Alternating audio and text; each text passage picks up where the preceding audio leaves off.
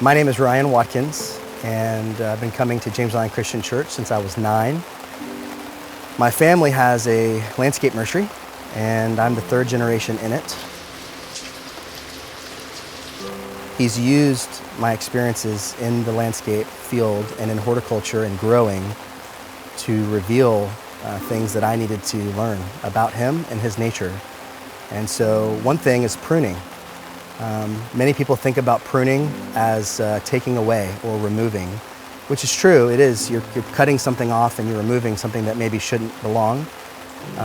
But it's also directing growth. And so you're not just taking something away, you're actually telling the plant where it should be growing, where it should be focusing its energy and resources.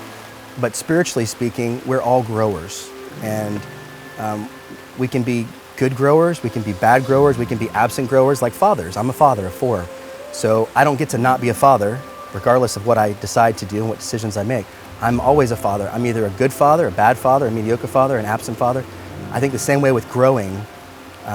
If you don't tend to your garden, they start forming these really weird shoots. And the bummer about pruning in some ways is if you wait too long, you have this very long shoot and you have all this growth and all this time and all this energy that could have been funneled into really great structural things, godly things that are going to produce great fruit. But instead, you now have to lop this off. So there's been months, years of this tangent that shouldn't have gone on, but it was left to go on for too long.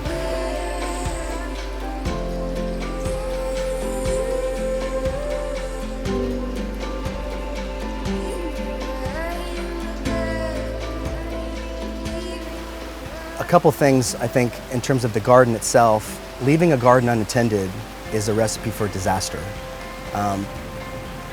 Often we ask people, are you growing? I think we say that, I've heard it a good bit, are you growing? If you're growing, that's good, You're growing or dying, I think perhaps a better question is, where are you growing? Not all growth is good. Tumors aren't good. Cancer's not good. These big, giant, branches that are growing in the wrong direction, not good.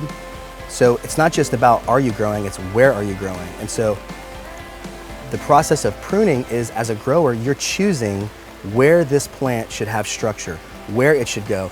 And while it does cause temporary pain, I don't know that plants feel pain, I'm not suggesting that, but metaphorically, it may be a slight cut and a wound at that moment, but the plant will heal over and it will produce growth in the right areas. And I think spiritually, it may hurt for a moment. I mean, discipline does hurt for a moment, it does. But the long-lasting effect of that is then going to yield, God willing, godly fruit. That's the goal. Pruning is actually love.